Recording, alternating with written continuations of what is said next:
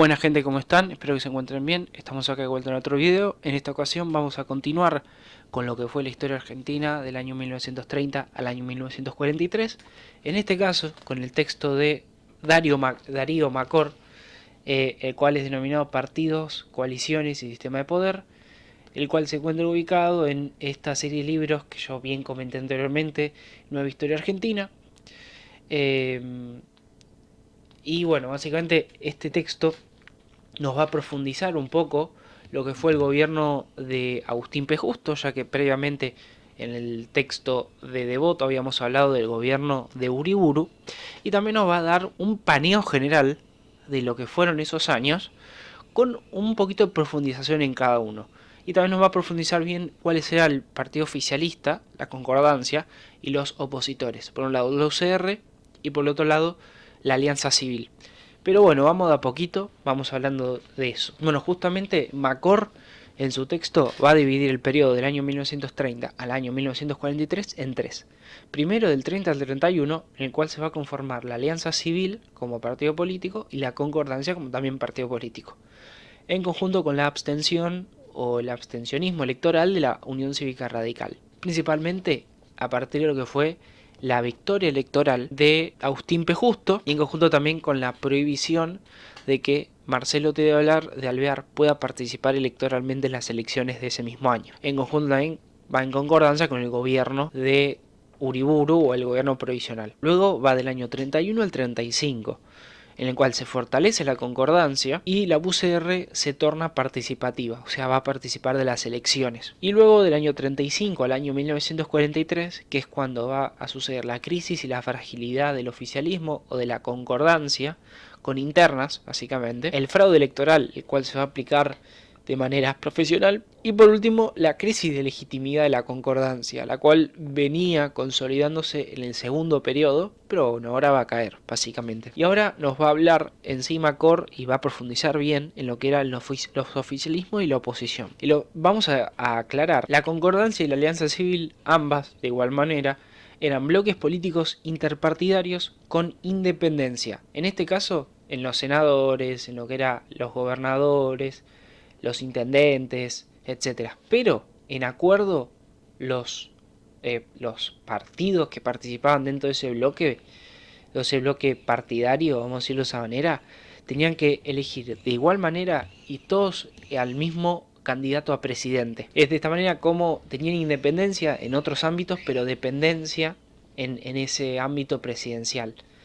Es así como, hablando de la concordancia como el oficialismo, hablamos de que está conformado por el Partido Socialista Independiente, el cual es una incisión o una separación del Partido Socialista que nació ya en 1896, ya que el Partido Socialista de 1896 se va a dividir en tres. En el Partido Socialista de base, o el original, después va a estar el Partido Comunista a partir de 1918, y después el otro punto es el Partido Socialista Independiente, el cual podríamos decir que se volvió más de derecha que otra cosa.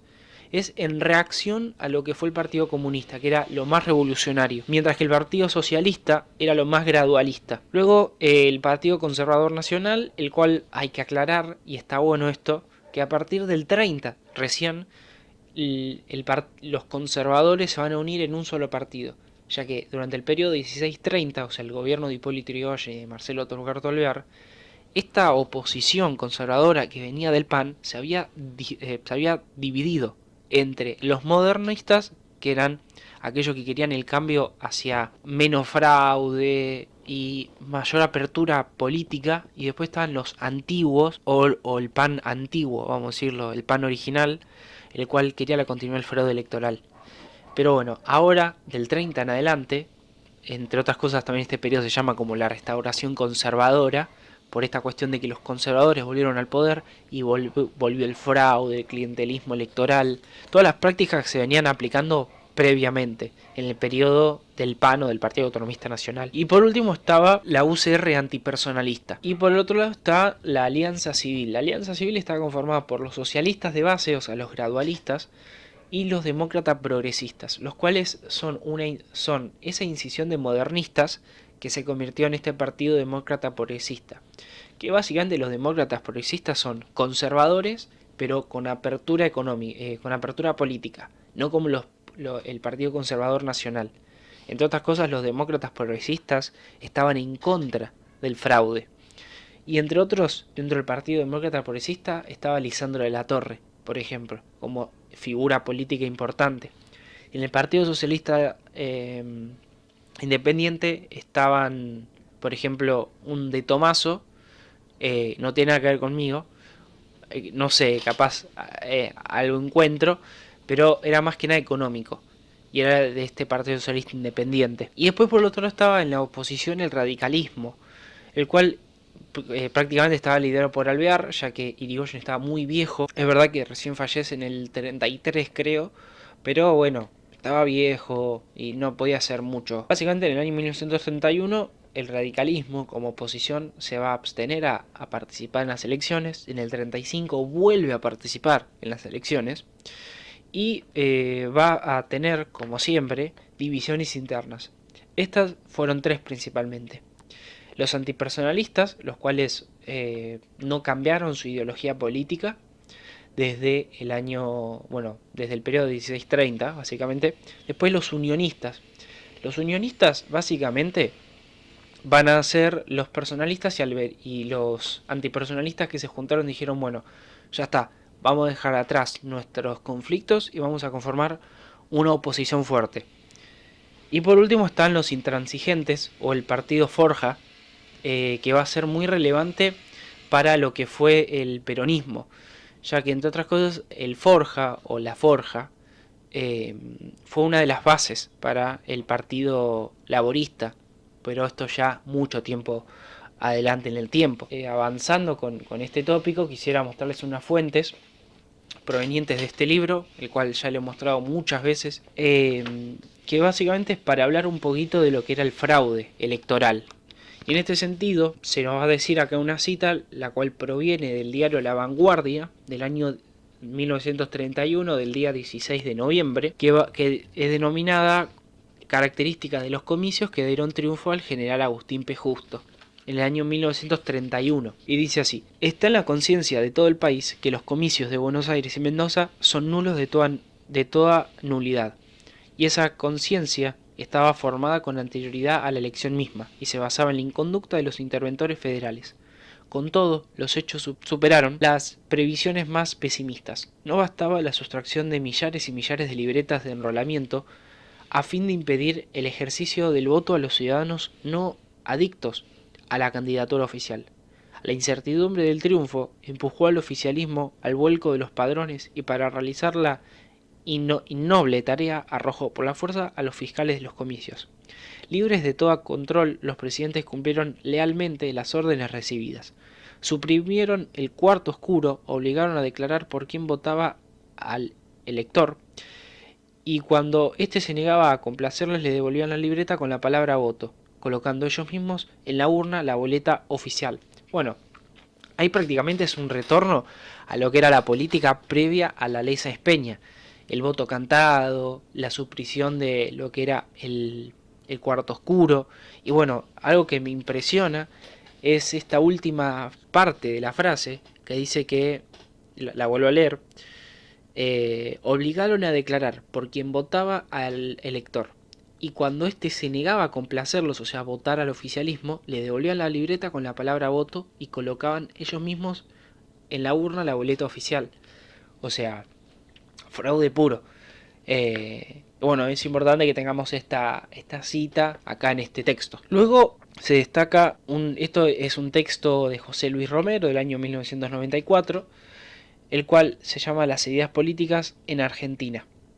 Y bueno, la cita en este caso dice: el dilema estaba pues planteado, o el gobierno revolucionario optaba por la línea fascista, o sea la de Uriburu, o se entregaba a los partidarios de una democracia basada en el fraude electoral. Las circunstancias forzaron al general Uriburu a preferir la segunda solución, que sin embargo quedó teñida con los colores de la primera. Perfecto. Y luego quería avanzar en el aspecto del Forja, o de esta decisión del radicalismo. Justamente este texto de documentos especifica: en junio de 1935, un grupo de radicales fieles a la tradición irigoyenista, o sea personalista, fundan Forja para su entender llenar el vacío dejado por la claudicación de la UCR frente al gobierno conservador. Cuando el peronismo aparezca en escena, la corriente se disolverá, confluyendo a muchos de sus miembros en el movimiento peronista en formación. Esto es lo que les mencioné anteriormente, que el Forja va a ser un poquito a la base del peronismo en lo que fue en aquel momento el Partido Laborista. Y dice así la primera cita, que se denomina Forja, una nueva corriente política. Y dice así: somos una Argentina colonial, queremos ser una Argentina libre. La Asamblea Constituyente de la Fuerza de Orientación Radical de la Joven Argentina, o sea Forja, eso significa, considerando que el proceso histórico argentino en particular y el sudamericano en general revelan la existencia de una lucha permanente del pueblo en procura de la soberanía popular para la realización de los fines emancipadores de la Revolución Americana, contra las oligarquías como agentes virreinales de los imperialismos políticos, económicos y culturales, que se oponen al total cumplimiento de los destinos de América. 2. Que la Unión Cívica Radical ha sido desde su origen el instrumento continuador de esa lucha por el imperio de la soberanía popular y la realización de sus fines emancipadores. 3. Que el actual recrudimiento de los obstáculos puestos al ejercicio de la voluntad popular corresponde a una mayor agravación de la realidad colonial, económica y cultural del país. Hasta ahí podemos considerar que el Forja es una idea política o un partido político bastante nacionalista, especialmente en el ámbito económico, y bastante liberal, o sea, en favor de la voluntad popular, en lo que respecta a la parte política. Y continúa la cita. Declara: 1. Que la tarea de la nueva emancipación solo puede realizarse por la acción de los pueblos. 2. Que corresponde a la Unión Cívica Radical ser el instrumento de esa tarea, consumando hasta su totalidad la obra truncada por la desaparición de Hipólito Yrigoyen, ya que básicamente Hipólito Yrigoyen fallece más o menos en el año 1930.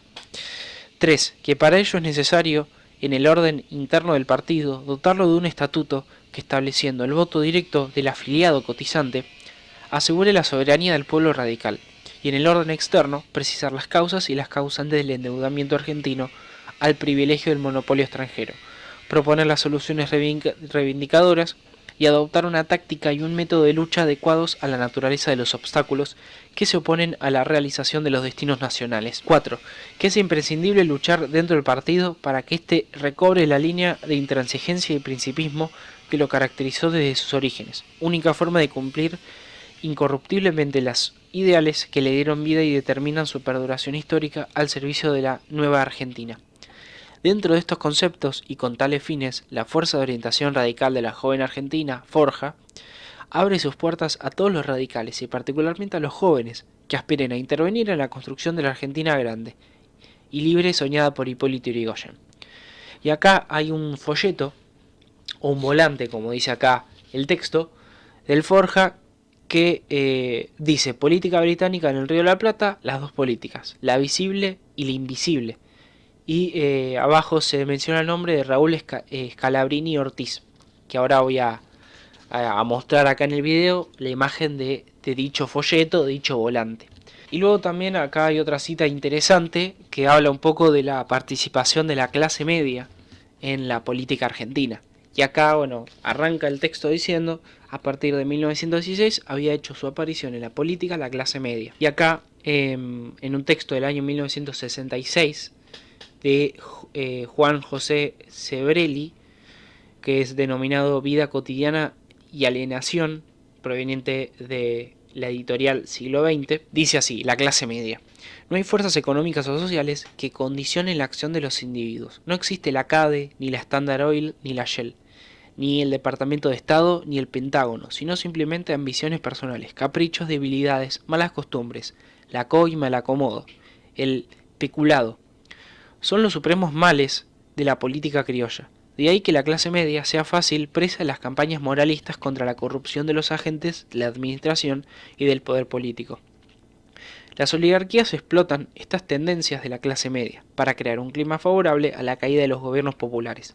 Tal ocurrió con Irigoyen, con Vargas y con Perón. Con Vargas, si no me equivoco, es el presidente del Brasil. La tristeza, la indiferencia, el fatalismo, con sus típicas expresiones porteñas: no te metas, ir tirando, agachar el lomo, dejarse llevar, total para qué. ¿qué se le va a hacer?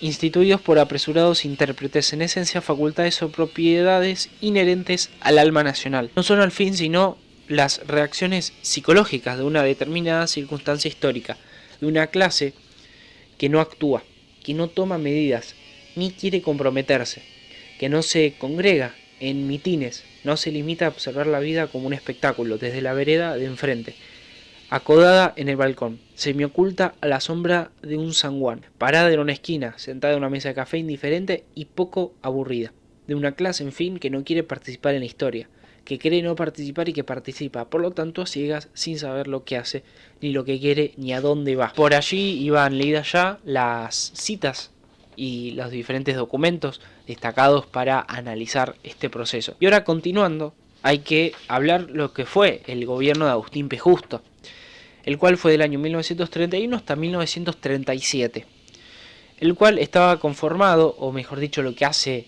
Agustín P. Justo durante este periodo es conforma la concordancia. Y digamos que Agustín P. Justo fue un coordinador en este sentido entre estas ideologías que podría decirse que chocaban o que podría haber conflictos de poder.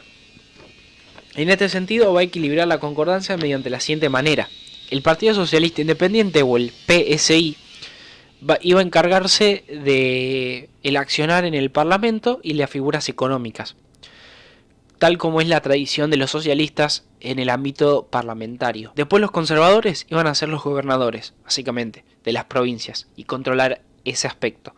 Y luego el antipersonalismo iba a dar las figuras presidenciales. Un claro ejemplo es Ortiz, que va a gobernar en el siguiente periodo. Luego podemos decir que Justo también tuvo una orientación bifronte, o sea, una política dual en este sentido, ya que tiene una política político-civil, en ese sentido partidocrática, bien de su seno, vamos a decirlo de esta manera, y también militar, ya que tenía que tener buenas acciones con ese otro sector que le había permitido llegar al poder con Uriburu. Y después podríamos decir que a partir de que Agustín P. Justo es presidente y también a partir de que la Unión Cívica Radical vuelve a participar de las elecciones, en este caso en 1935, va a utilizar de manera profesionalizada el fraude, tal como se mencionó anteriormente. Es así como en el año 1937 Ortiz va a salir victorioso de las elecciones. Y podríamos decir que de esta manera actuó el oficialismo y el gobierno de Agustín P. Justo. Y luego en lo que respecta a la oposición, también se dividieron las acciones o el qué hacer, en pocas palabras. Y vamos a decirlo de esta manera. La acción parlamentaria estaba exclusiva o estaba dedicada al Partido Socialista. Luego las gobernaciones, básicamente porque presidencialmente no llegaron, estaba de la mano de los demócratas progresistas o estos conservadores liberales que cambiaban un poco la tónica de ese conservadurismo en la Argentina. Así que nada, espero que les haya gustado el video y nada, nos vemos en próximos. Hasta luego.